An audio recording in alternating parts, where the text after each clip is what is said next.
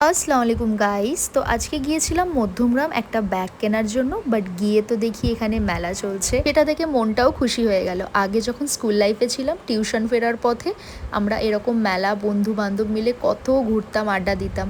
আর মেলায় কিছু কিনি না কিনি, বাট ঘোরা তো আমাদের মাস্ট চাই।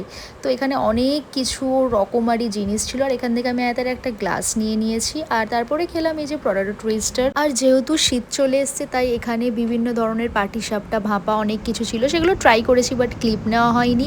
আর নতুন একটা জিনিস দেখলাম, এই যে ছানার পুডিং, যেটা টেস্ট অসাধারণ ছিল। তারপর মেলা থেকে বেরিয়ে সোজা চলে গেলাম ক্যাফে, আমাদের favourite cafe, hang out cafe. যারা মধ্যমগ্রাম থাকে তারা তো জানবেই।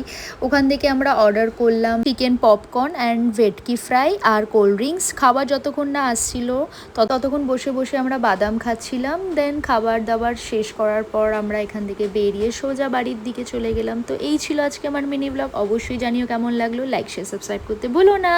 বাই।